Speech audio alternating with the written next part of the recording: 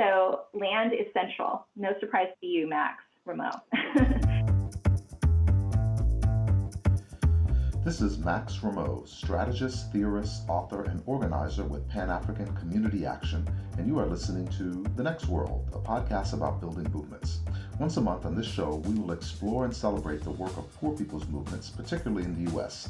We will highlight innovative and powerful organizing campaigns in community building led by women, LGBTQ folks, Black communities, and other people of color that are pushing the boundaries and have the potential to transform this society. On today's show, we're talking to Mateo Nube and Mascarenhas-Swan, two members of Movement Generation, a think tank and training organization that inspires and engages in transformative action towards the liberation and restoration of land, labor, and culture. Movement Generation is providing some of the thought leadership behind the shift from an extractive economy to a regenerative one. In this episode, we talk to Michelle and Mateo about the COVID-19 crisis, the impacts on low-income Black and Brown communities, and grapple with the tension between social justice and environmental justice. First of all, Michelle and Mateo, thank you so much for joining me. Wanted to start out by spending a few minutes talking a little bit about Movement Generation. So what's the history of Movement Generation? When did it start up? Why did it start up? And what does it do? Right on. Thanks, Max. It's really good to be with you in this conversation, all things considered. Yeah, so Movement Generation started probably 13 or 14 years ago as a group of folks doing organizing around racial justice, economic justice, environmental justice, and workers' rights, and seeing the call really from places like New Orleans, who were being hit hard by this new reality, right? That the time on the clock of the world is radically different ecologically, right? After 500 years of pillage and plunder. So, as and by organizers, New Orleans, you mean, of course, Hurricane Katrina. That's right. Yeah, where our movements were really caught flat-footed, right? We didn't know how to respond. We weren't prepared to respond. The way we thought about revolution and transformation was radically different 13 years ago, than it is right now. And so we're sitting here, me and Mateo, many other folks, trying to figure out, how do we support frontline-led movements in having an ecological lens, really remembering that economy rests on the material basis of the planet, in its root. And then how does that inform our social movement strategies? Well, it seems like you're saying two things. One is you're saying we need to know more and learn more about the earth. You talked about water and about natural disasters, et cetera. And then on the other hand, you're talking about organizing and revolution. So which is it? You can only do one. You can either be an environmentalist or you can be an organizer fighting for political power. So which one is it? Nice job, Max. Yeah. Clearly, this moment is teaching us something very different, right? We are all of the earth, and there is no way to disentangle ecology from economy, right? It is not jobs versus the environment, right? Workers are part of the environments that they exist in, subsist by, relate to, and the way that workers and communities are reacting, responding, relating to place is actually the critical intervention, right? And so, and by that, I don't mean just what we're doing, but how we're doing it, right? How we're governing, how are decisions being made, which is both social movement strategy and political, the assertion of rights that our political organizing is centered around. And at the same time, it is at the root of an ecological practice of restoring human communities into the web of life, rather than using our labor to slash at the web that we depend on. So I think it's very interesting mixing the two, which of course I have had for years had much trouble holding in the same space, but now is starting to make a bit more sense, certainly with the COVID-19 things going on. But let's use that as a transition a bit. Can you talk a little bit about the Justice and Ecology Project? It seems like this is a place where we're mixing the two, social movements and the ecology or the environment? I mean, I think one foundational place to start is, by and large, when we govern home together in a democratic manner and are accountable to each other and place, we tend to make much healthier decisions. If we all are dependent, again, on the water that's coming down the stream in our vicinity, we don't decide to dump battery acid in it because we know our kids are drinking from that. That level of unhealthy and unaccountable decision making happens when somebody far away has seized control of our watershed and is profiting from it.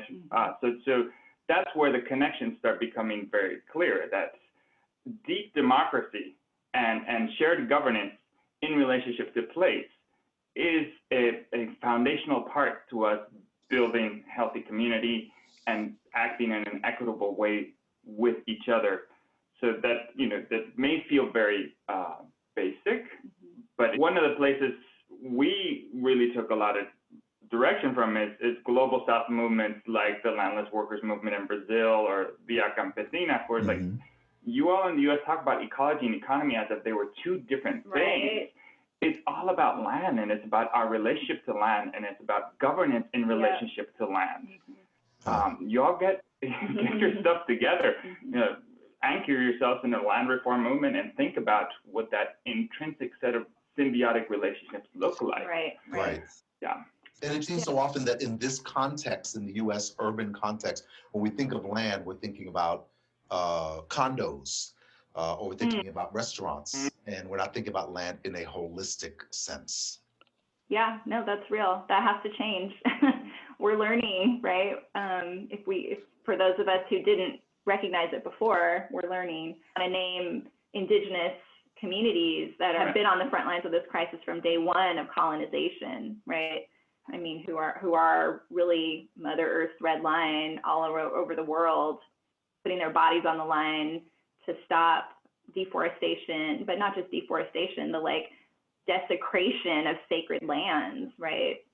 I think that is a real call to action for us and has been a real inspiration, for me personally, for movement generation, learning from, from those permanently or the original permanently organized communities, and that's the call for us right now is like, how do we organize ourselves? And we see it in this COVID moment makes it really clear, right? Mutual aid networks springing up all over, like from the very micro, block by block to neighborhood by neighborhood, city by city, and then linking and federating across Turtle Island, and at the same time having a very, if not every one of them, many of them coming from a very clear political analysis that transformation is critical in terms of the way we do things, right? So both like the economic provision of needs, right?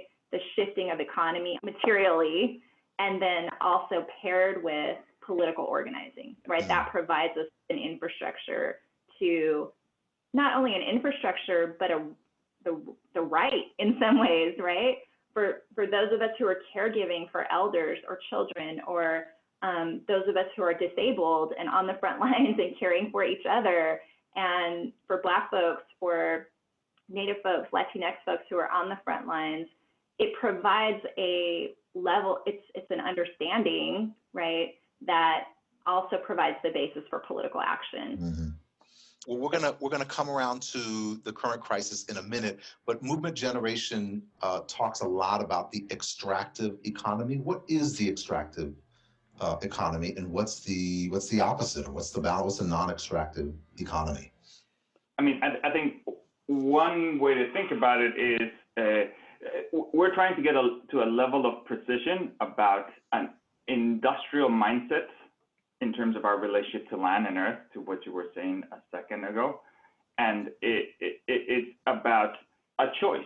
Are we looking at a tree, a forest, the animals in a context which include us as relations, or as, are we just looking at the tree and forest as lumber that is waiting to be harvested and monetized and commodified?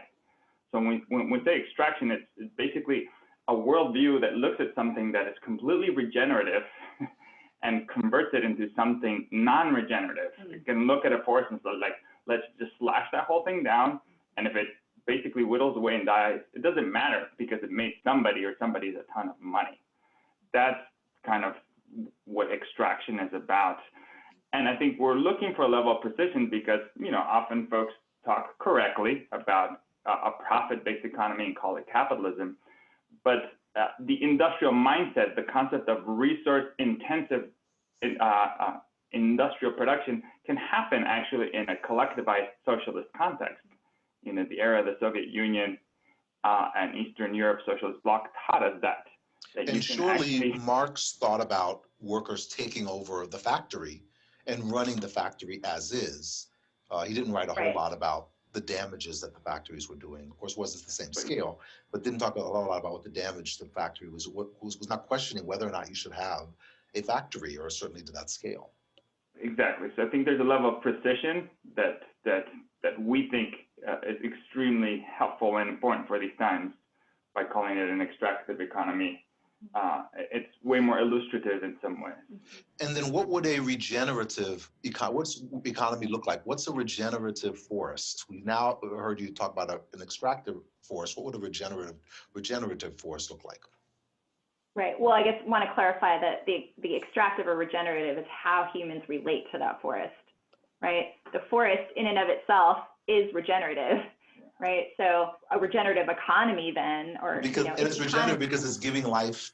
As when trees fall, smaller animals eat it, and then those animals move the seeds and grow new trees.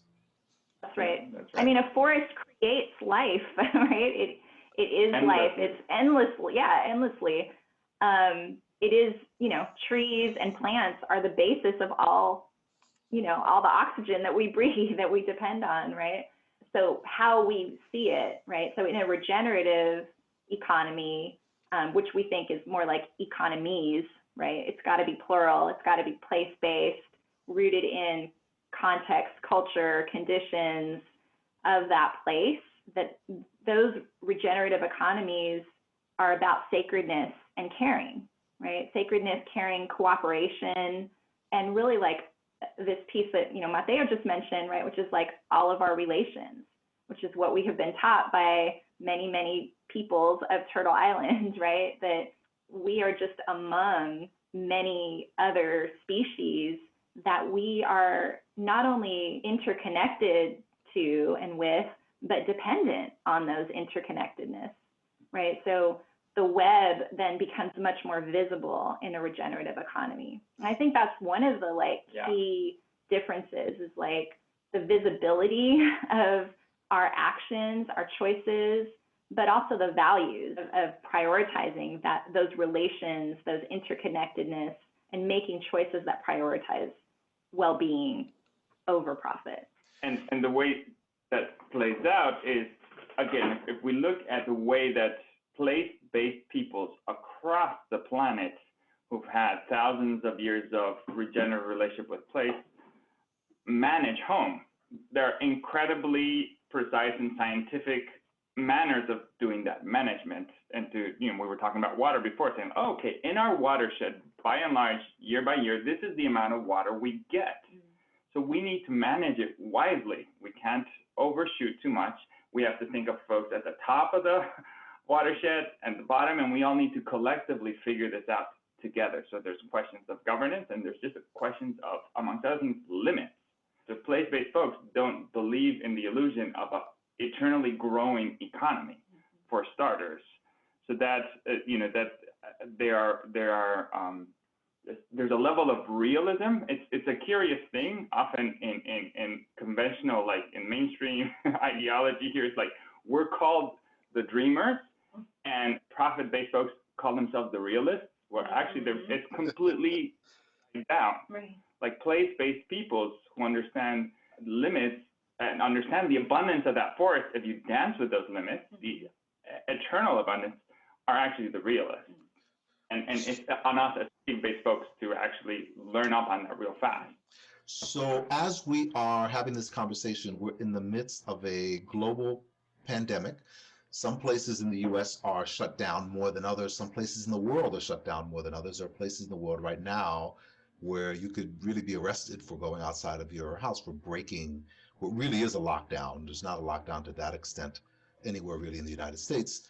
But we're in the middle of a global pandemic that is traced back to the disease COVID-19 that is caused by the coronavirus. So this virus is spread easily among humans, and that is what makes it so dangerous. So what does this virus, which is a biological agent, there's been viruses that have happened before and viruses that happened before capitalism, and some of them have been pretty devastating, others have been standard. What does this virus tell us about the relationship between the economy and the ecology? That's a great question.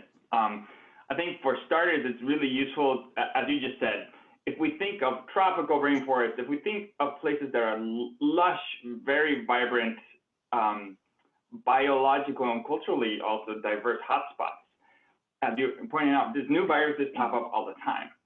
And kind of in an intact forest, in a vibrant forest, these forests disrupt deadly viruses when we allow them to exist.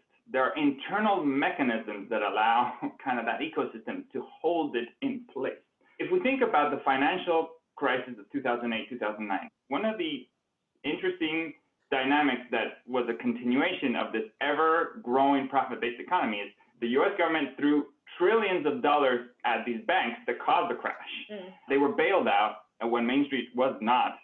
And one of the things they did is they immediately turned around, with the Goldman Sachs, the Citibanks, and they threw billions and billions of dollars at industrial animal farms in China. Right. And where we had lush ecosystems that kind of had checks and balances, suddenly these huge, newly urbanized rural areas popped up and expanded circuits of production were created such that the resilience of those ecosystems were hugely compromised. So you see a virus before couldn't jump from a bat to a pangolin to a hog to a human in a question of months, but it did. So agriculture, logging, and mining suddenly created these, let's call them viral superhighways, that gave these viruses a straight shot to urban centers across the world in months. So there is industrial agriculture and industrial mining. If we think about Ebola, the Ebola virus in the heart of Africa, in Central Africa, Congo, same thing. Yeah. It was once a very resilient, resistant ecosystem, and then we're mining for coltan and all of these rare earth minerals for our cell phones and the rest.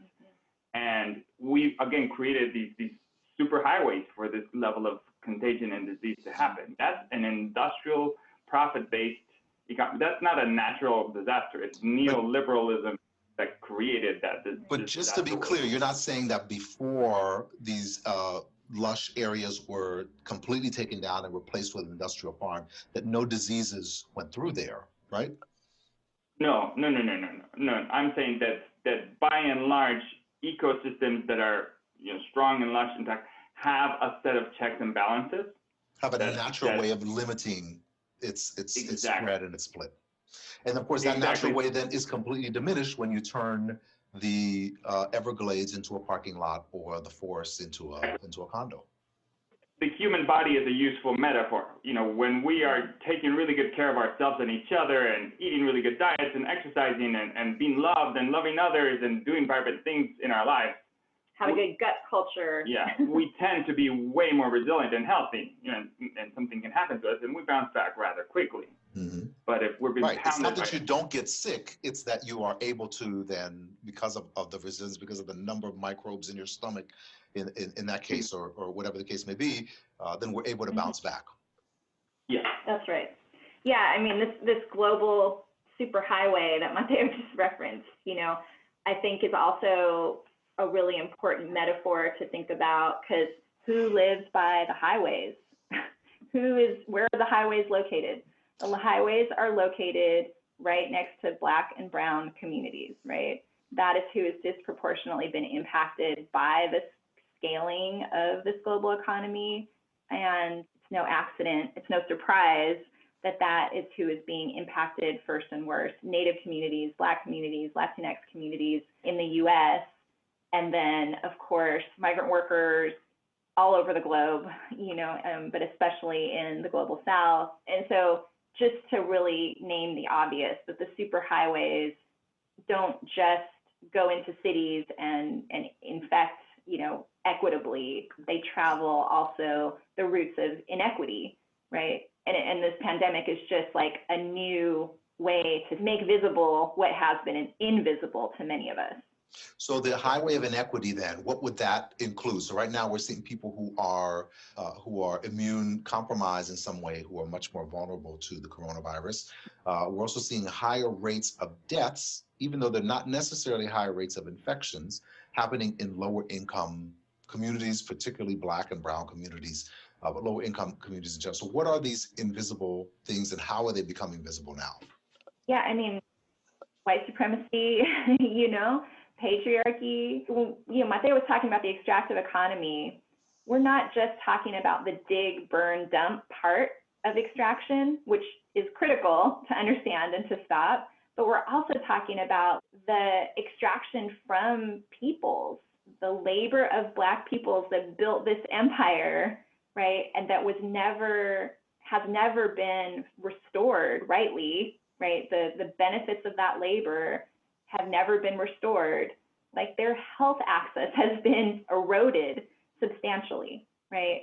That continues to this day, where people don't have the same access to healthcare, don't have access to doctors or health professionals that are culturally suited, that understand what people are going through in Black and brown communities, right? Or that don't have the time anymore to talk to people or to make home visits or to, so the erosion of these systems of healthcare, of food systems, being able to access healthy, culturally appropriate, life-giving foods that heal, rather than being targeted by big conglomerates, global food conglomerates as the market for sugary beverages and fast foods and, all of these things, right? Communities of color and working class, poor communities are on the front line. We're on the front lines already, right? And so this just layers onto that. And I think you're right. It hasn't been visible in the sense that we don't see that the doctors don't have time. We don't see who gets to go to the doctor and who doesn't, not on a regular basis. But now that there is a virus going around destroying communities, it's much easier to see who's not having access and who has masks that are going to protect them and who has homemade masks that are not going to protect them. Mm-hmm. So I think you're right that the dividing line is becoming easier and easier to see as the crisis ramps up. Also, so all right, so we're talking a bit about what brought the crisis to be, which of course your argument is fundamentally that by having certain people control the economy, they were able to remove the resilience that naturally exists in the world because they turned those resiliencies into factories or into other kind of money-making machines. So that's happening. Now we're in the midst of this crisis. What happens next? So we're all just trying to get to the next meal, and we're trying to, have some sanity by stepping out of the house once in a while, or some of us have to go out of the house all the time because we still have to work, and for some people it's more exhausting now than it was before. But when things get back to normal, and I'm using air quotes, as you can see, my fingers doing the air quotes thing here. When things get back to normal, what will that be, and what should it be? I mean, I want to just make one pushback a little bit on your framing of the question, because it's not just that the root of the problem is that certain people control the economy. It's specifically that small groups of people are controlling land and capital. And capital it's basically the wealth of the living world degraded into something that can be put in a suitcase or now like a click of a button and wielded as wealth to make decisions all over the world. And again, mostly on land, right? So land is central. No surprise to you, Max Ramo. I would take that. Yeah, so I just want to name that because it is really important to, again, make the invisible visible in this moment, right? So much of how we go about our lives in this economy is just like lockstep with what we think we should be doing or the only option, right? There is no alternative kind of steps, right? And this moment makes clear that that's bullshit. Like, we can do something different. That land does not belong to those who wield the capital. It belongs to the peoples of those lands, right? And how can we support restoration and, realignment, that connects us all, that makes visible all of our interconnectedness. So I just want to name that as like one of the bridge to then the second part of your question. Yeah, and I think to start pivoting to the answer, or the set of beautiful answers that many, many folks around the world have been putting forth since time immemorial, and this just presents, this situation is a lifting of the veil. This pandemic is a lifting of a veil, which is there's an existential choice between lording and hoarding and sharing and caring. And kind of the dominant system has created rules that protect lording and hoarding and really create huge roadblocks towards sharing and caring.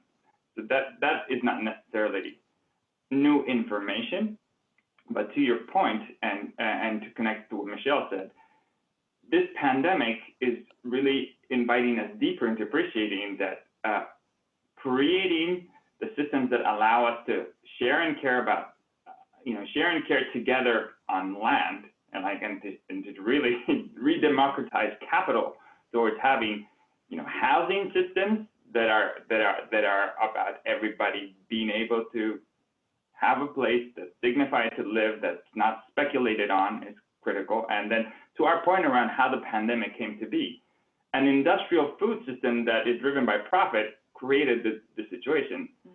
A return to localized food systems that are democratically controlled, and that pretty much everybody needs to understand who grows their food, how it's grown, how it's distributed.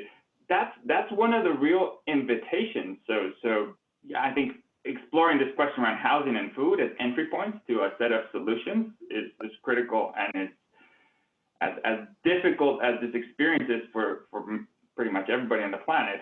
It is calling a set of questions that it's urgent for us to respond to. Yeah.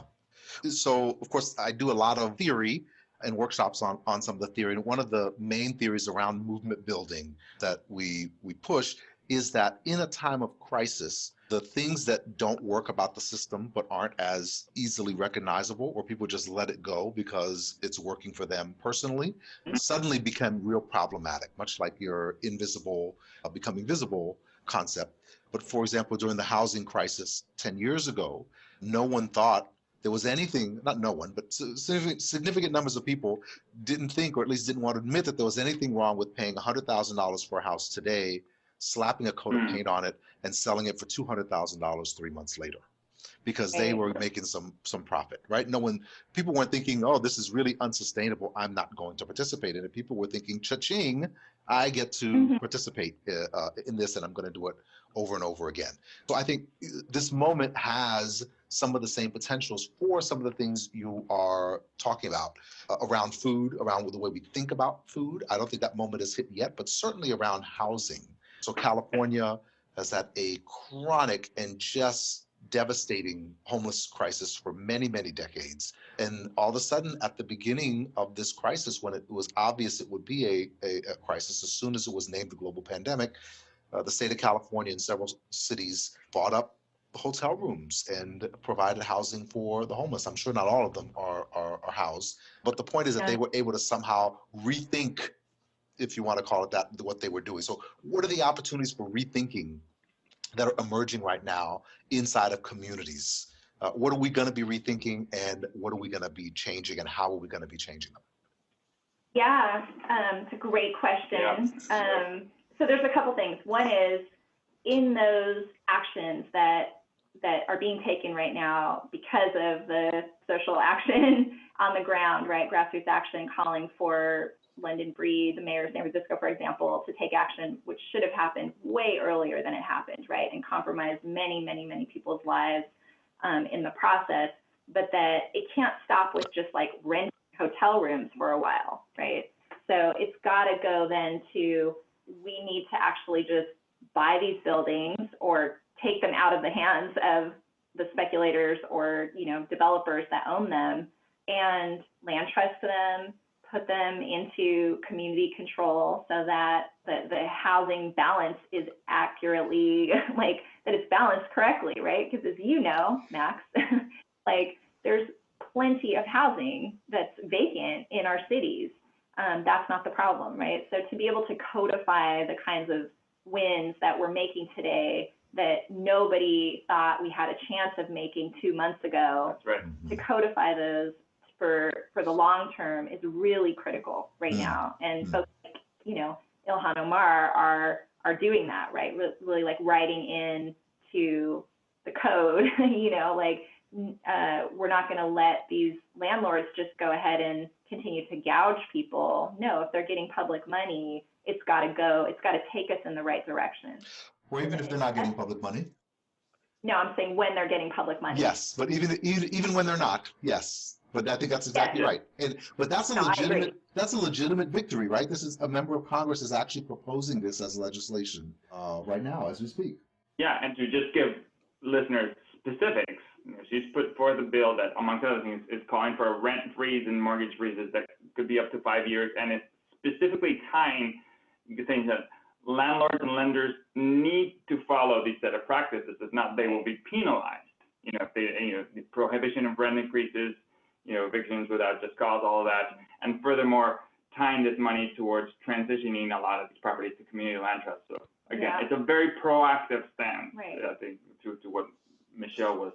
Yeah, and I think to your point, Max, it is a victory for our social movements that have been creating this infrastructure and really like shifting the game in terms of like that separation that you were talking about earlier in the show, right? Of like, we fight over here, this set of us fight the bad and this set of us build the new or build the good, you know, we're coming together in better ways and more strategic ways so that we're actually leading like visionary and oppositional campaigns. We're opposed to the, can I say fuckery? I don't know, you might have to bleep that. The fuckery of the system, right? The fuckery of the landlords to play these ruthless, heartless games with our lives.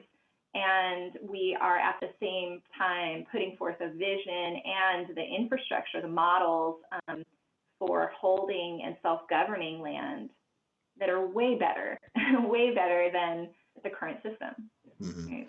So what we've been able to launch in the past few years as a movement, we've been able to launch some good resistance movements. Some have been, of course, better than others. But particularly around rethinking our relationship to the earth, our relationship to land, our relationship to the ecology. Mateo, do you think this is the time that we could actually engage in some real visionary campaigns as opposed to merely resistance campaigns? Absolutely. I mean, I think two dynamics that I think are very exciting that this moment allows us to really expand exponentially is that I think there are such a range of beautifully inspiring land-based projects run by frontline folks, indigenous-led, Black-led land projects that are about building, again, exemplary food systems, be they in upstate New York, be them here in California, be them in the Gulf South, that show the way of what it means for folks to reach a level of very complex sovereignty.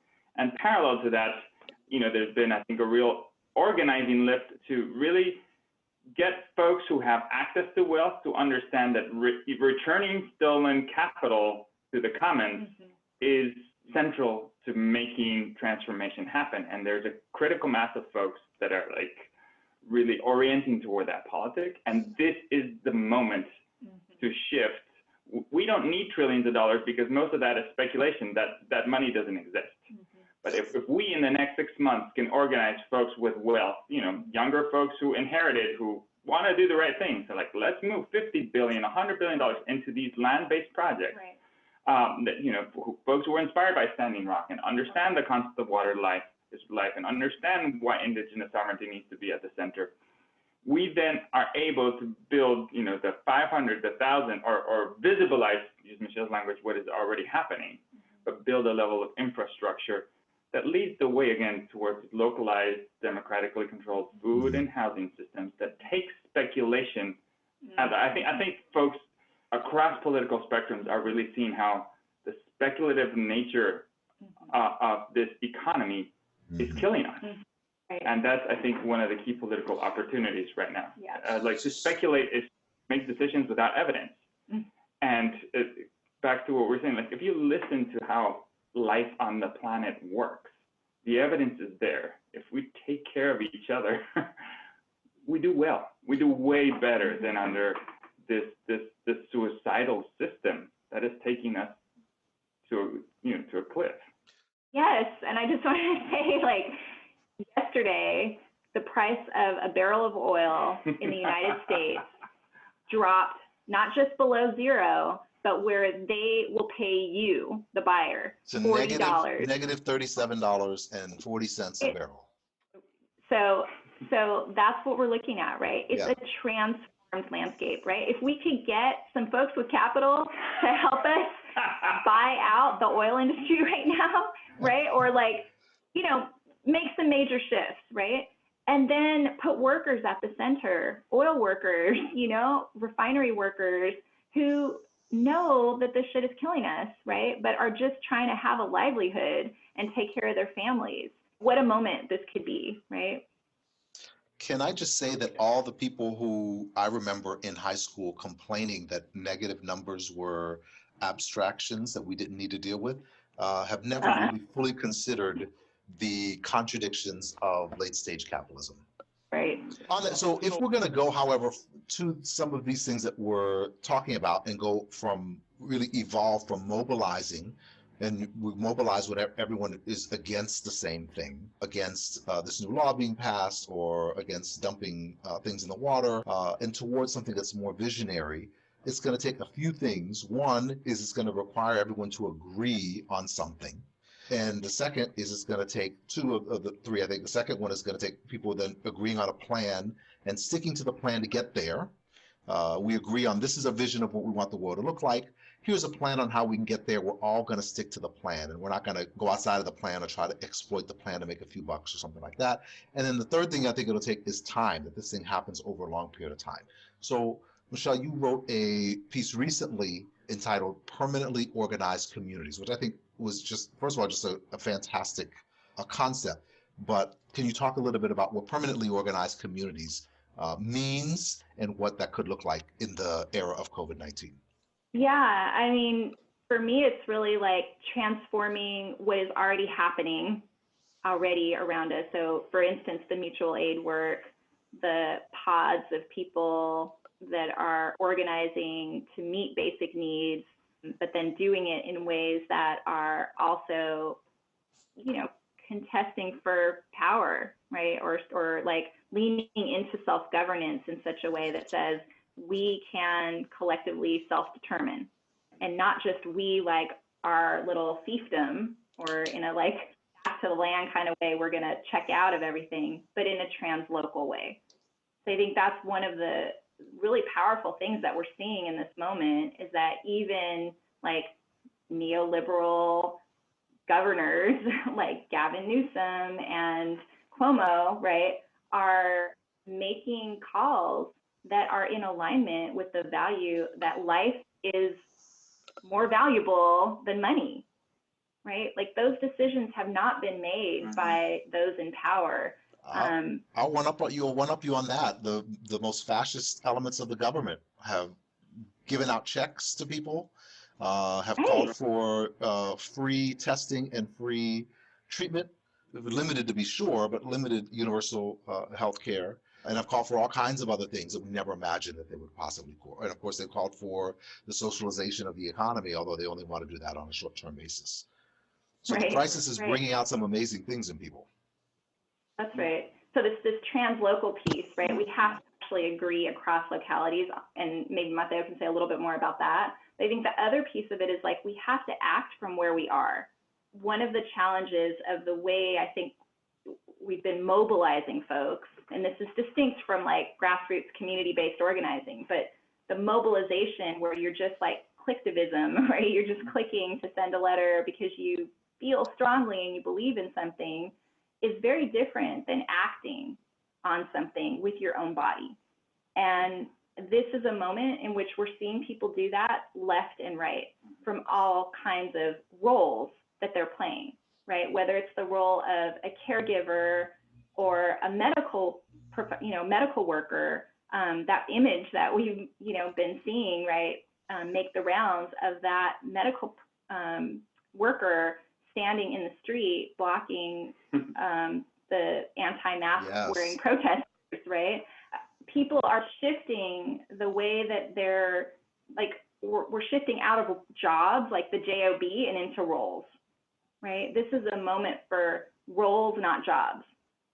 And what I mean by that is like self-governance, like really asserting our right to be self-determined. Like, no, I'm not going to make, we've seen nurses make this, lead strikes over protecting their patients and themselves and each other, right? Because they know best what is the right call here, right?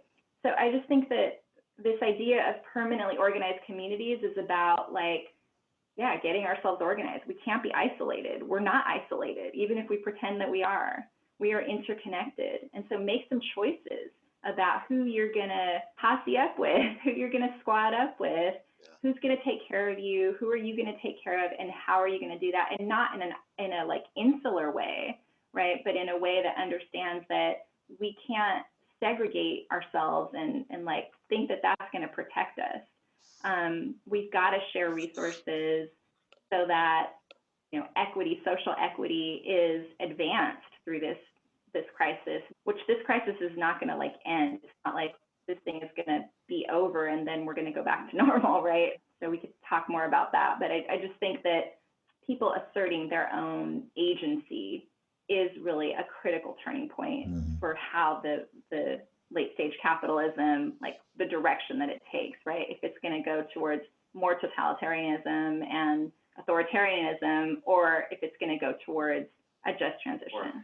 Michelle referenced this concept of translocal organizing, which feels like a really important concept and which COVID-19 has just made even more important.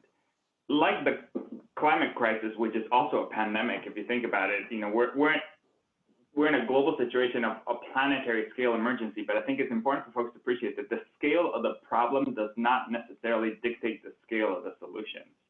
And what COVID is really teaching us is that really most or all of the strategic points of intervention are local. Like we need testing at a local level, we need contact tracing, there's a level of local action and coordination and information that if we don't do it, we don't succeed at addressing this situation.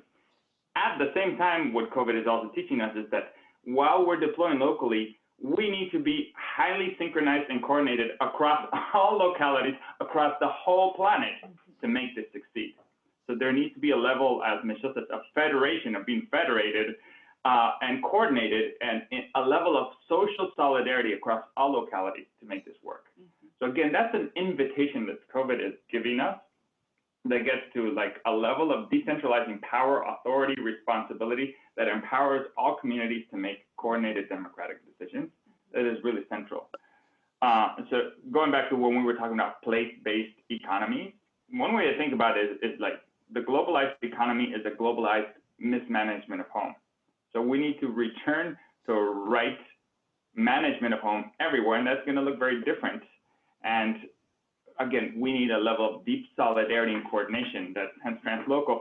To me, what this moment offers us is when we were talking about ecology, it's like the Zapatistas weren't just being poetic when they said un mundo donde quepan todos los mundos, a world where many worlds fit.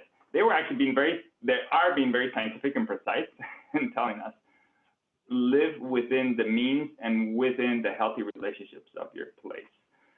Again, I think this concept of translocal organizing, of caring for each other deeply in place and then caring for each other across place is central to navigating into the future, both in the context of a cascading climate crisis and ecological set of crises, where COVID-19 is but one of multiple crises that we're going to have to navigate together for many decades to come. Yeah. I mean, there's amazing actions happening everywhere. And I think probably a lot of your listeners are part of all of these. But, I think the work around moratoriums on utility shutoffs is really critical interventions that is building on the work of things like the People's Water Board in Detroit and other, organizing that folks in Detroit have been doing for more than a decade and on top of decades to make sure that people's water is not turned off, right? People's energy is not turned off. Right here in California, there's a campaign called Reclaim Our Power, and we formed out of really the ashes of the fires that have been happening here over the last several years with increasing severity and frequency as Pacific Gas and Electric, the gas and electric utility here in the region, has been found liable for so many of those fires as they have spent the billions and billions of dollars in profits on shareholder payouts rather than upkeep of the system that they were actually mandated to do. So they've been found liable for the deaths of, 85 people in the town of Paradise, just in one example. And so our campaign is about transforming that utility from an investor-owned utility into one that is a model of energy democracy, right? Where communities actually control their own energy, where it's not like you're making it in huge, dirty power plants far away and then transmitting it through big, dangerous power lines across large distances. So I think that campaign, which already existed pre-COVID, right, is just one, we understand that this cascading set of crises is on the horizon. So thinking about power shutoffs here in the fall, when wildfire season comes around again, in the midst of we'll still have some level of shelter in place in California through at least the end of the year, the governor has already said. And so imagining that we're still like there's just no way. We can't allow these profiteers to then grow into pandemic profiteers and be able to just shut people's power off at their own control, when that means it puts people with disabilities, elderly folks, people who are shut in and can't get out, for many, many reasons, out of power, without any plans. And so this is just a glaring example of both how mutual aid and groups like the Disability Justice Culture Club here in the Bay Area that organized so strongly around those power shutoffs last fall really are leading also in this moment the kinds of layered solutions that really restore an understanding of how all of our systems are related. No electricity means no food in your fridge, right? Yeah. No medicine in your fridge.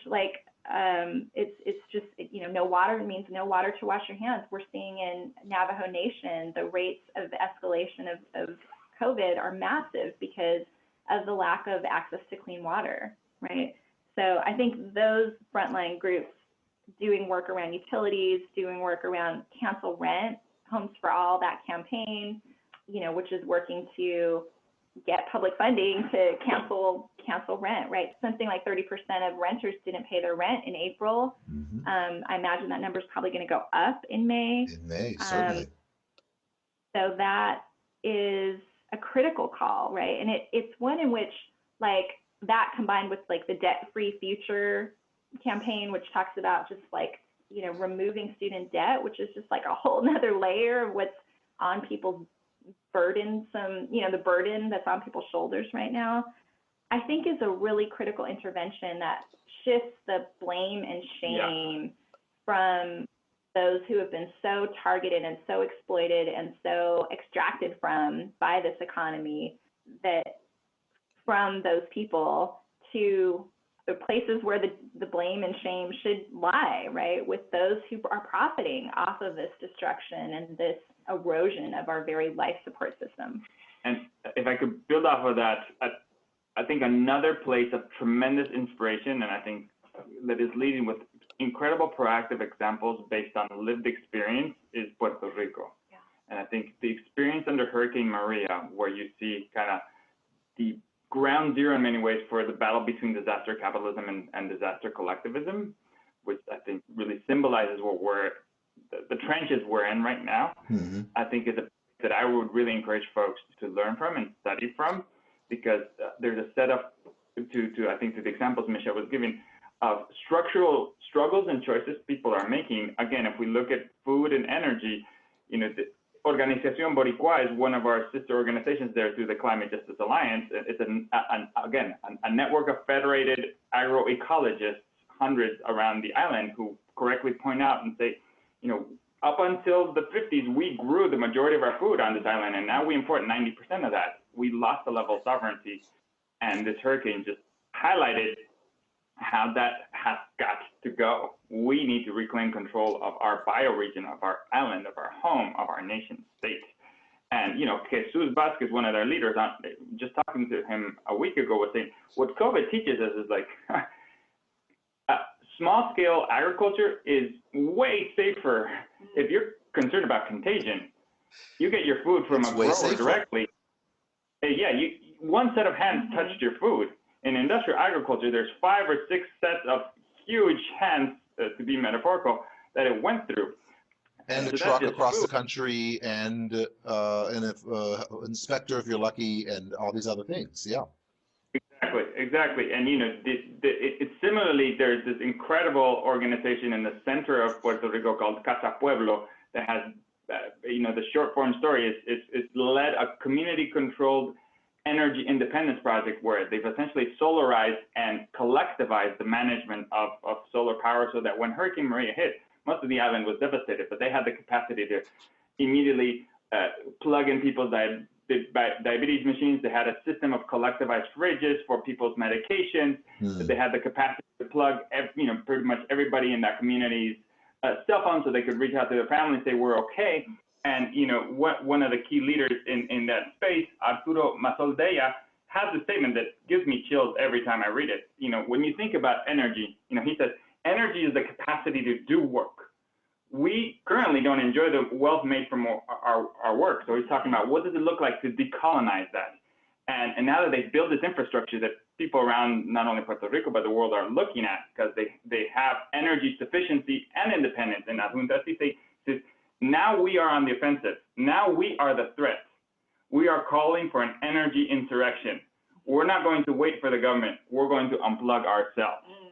And I find Arturo's vision, because it's rooted in lived reality. By the time FEMA arrived in Adjuntas, basically the people at Adjuntas like, hey, what you offer is kind of useless. You just got these tarps. And it took you 30 days to get here, and we got us. Yeah. So, and that's, again, nature teaches us that, when a place is highly resilient, it learns from continual practice, which includes mistakes. There's a reason places like South Korea or Thailand are doing way better, because they experienced SARS, they've experienced other pandemics, and had the foresight of learning from those experiences and building out infrastructure to do better the next time.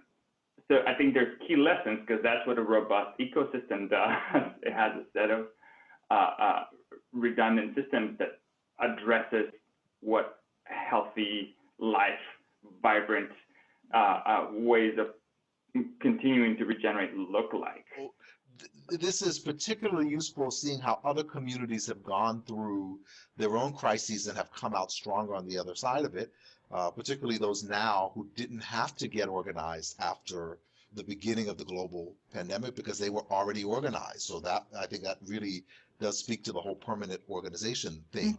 This is, of course, extremely dangerous. This is not just like the flu, the COVID-19.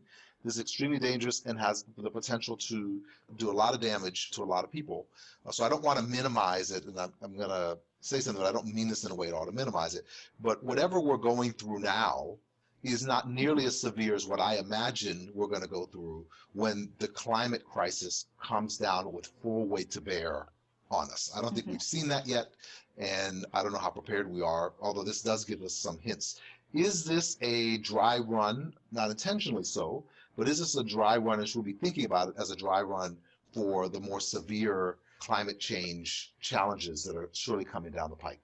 I was chatting with our mutual friend Gopal Dayaneni yesterday, and he was reminding me that this is we're acting like this is new to have a global pandemic like this, And it's true that in terms of the impact to people that this virus is, it's true. But we've seen in the last century so many global, epidemics that have impacted things like trees, for instance. So the fall of the American chestnut that happened in the last century.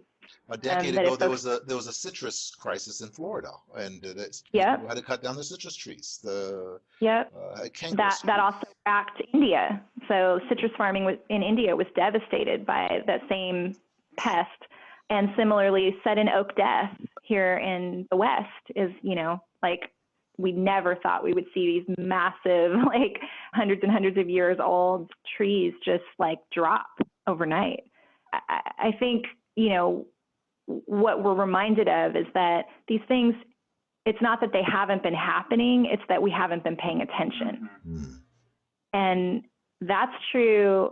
We actually, it's funny, we don't, the climate crisis has been playing out for 500 years, right? Plus, every step that empire has taken towards concentrating and controlling life has continued to exacerbate the impacts, right? So there's been impacts of the root causes of climate change from day one, right? From the genocide of the people who had evolved place-based ways of loving and living on these lands of Turtle Island, right? Mm-hmm.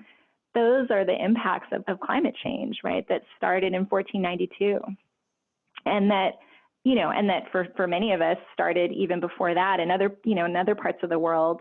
And at the same time, yes, the crisis is accelerating, right? After 500 years of pillage and plunder, so many of the life support systems of the planet, the whole planet, not just one place at a time, but the whole planet, have been so compromised that, we're going to see, I think we're going to just continue to see this this nested or cascading set of crises.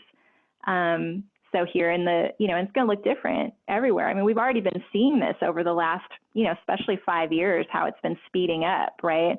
Remember when we thought that first hurricane and we all, everybody sent money for aid and then it just speeds up and it's every 2 months, there's another massive, massive crisis and disaster in some place that's climate related. So, yes, I think it's true. And I think what Mateo was naming around our capacity to respond to those shocks, those momentary, quote unquote, momentary disruptions that slap us in the face and wake us up. Our capacity to respond to those things is in a lot of ways, depends on our deeply local, right? Our capacity to respond is deeply local and also translocal. Mm-hmm. Because we are interconnected and we can't just cut ourselves off. Again, for many of us who are city-based in a U.S. context, for many of us who are not indigenous in a U.S. context, I think what Standing Rock offered us, and to have a struggle encapsulated in 3 words, water is life. One of the offerings was a reminder that life is sacred, and that what our North Star is, it's about sacredness. And there's a reason why place-based peoples and place-based cultures in time immemorial across the globe have traditions that pay tremendous reverence to their waterways. In some places, people stop for a week and just have celebrations around the river, because that's the science of the place that allows older folks to teach younger folks, how we treat this waterway is what determines whether we live and thrive or not. It's actually rather simple. So I think some of what your question elicits is yes, have the set of crises and material conditions cascaded into a much more dramatic state? Absolutely. But this return to we have a choice. It's either we, us, ours, or my, because the I, me, mine system is just corroded and toxified our capacity. It's pretty straightforward. And, and what the COVID moment is offering us is that we can subordinate economy towards human well-being. That's what it's offering us. And I think the question before us is, Are we just going to do that a little bit when an acute crisis hits, or are we going to make it permanent? Because if we prepare and do it in a thoughtful, permanent way, it actually will minimize the negative externalities and will create a way more elegant, equitable way forth. And I think most people feel that now in their bones. I'm going to speculate that some of the folks out there protesting against shelter in place as misplaced as their energy is, it's like they're coming from a place of fear because they know the system isn't working. So it is on us, the collective us, to make the sharing and caring way forth.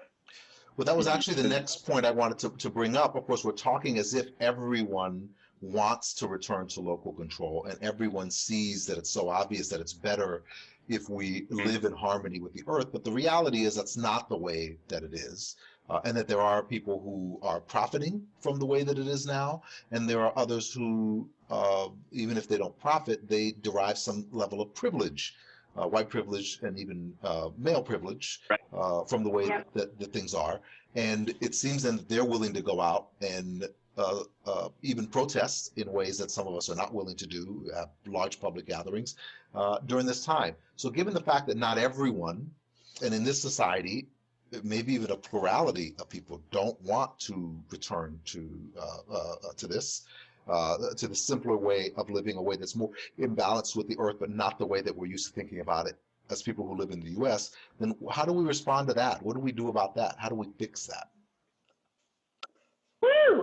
That's a big question for a podcast, man, for the last 5 minutes of our podcast.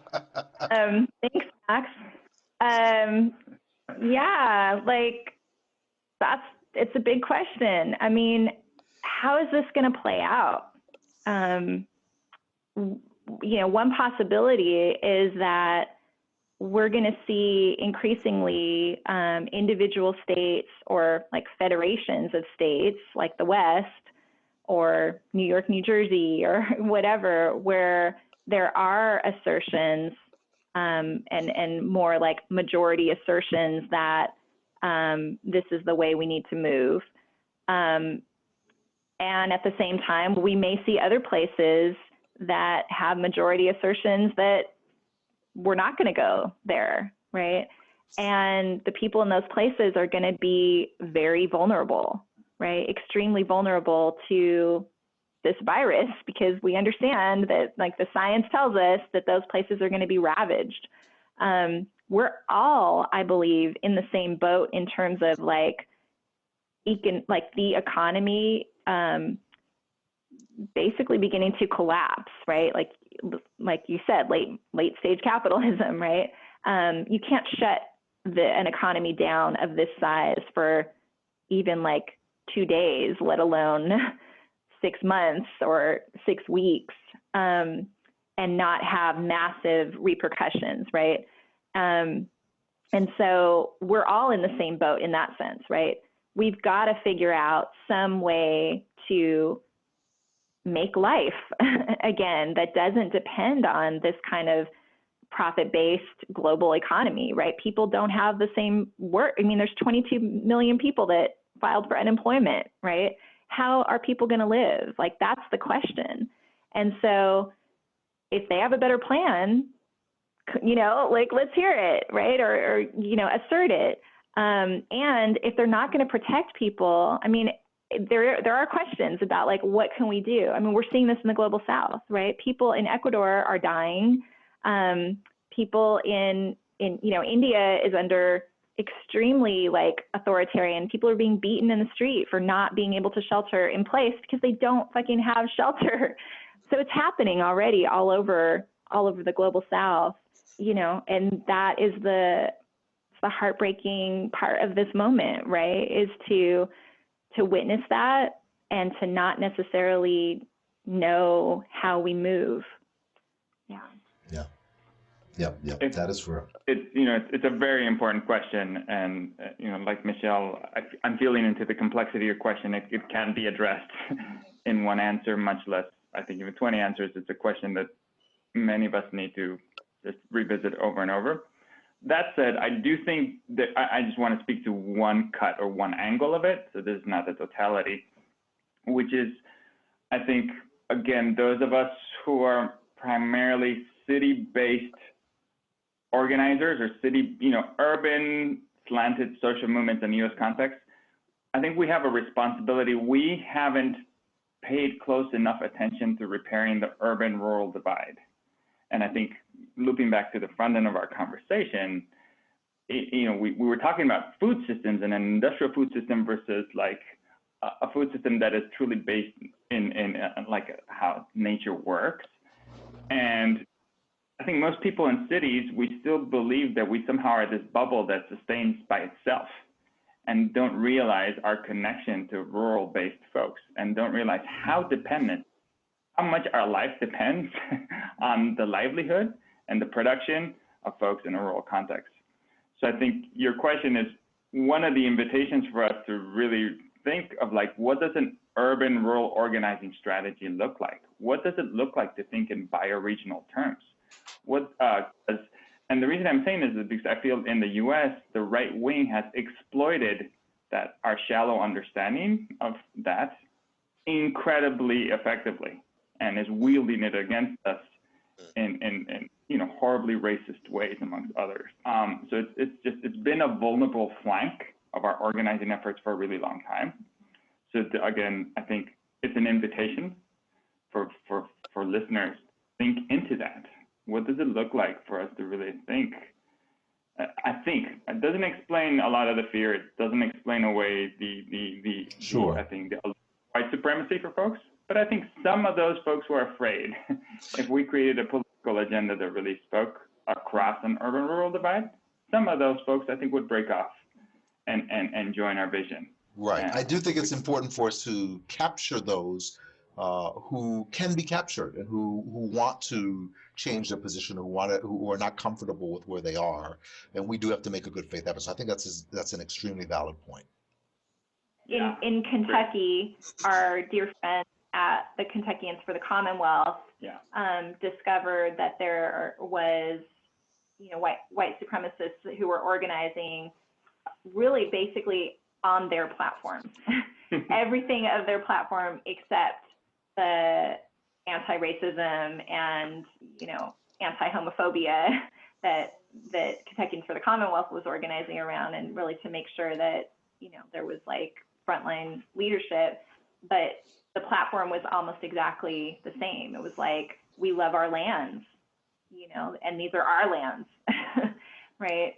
So yeah, I do think that there are often bridges that can be built, and I'm grateful for the work of like the Catalyst Project as an example of, really like supporting and training up white organizers who are going back into some of their home communities and staying put and organizing and building with folks, because I do think there are ways to bridge.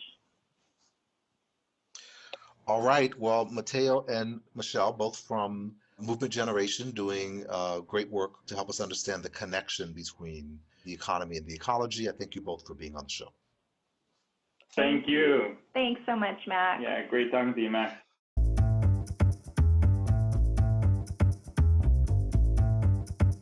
That does it for this episode of The Next World, a podcast about building movements.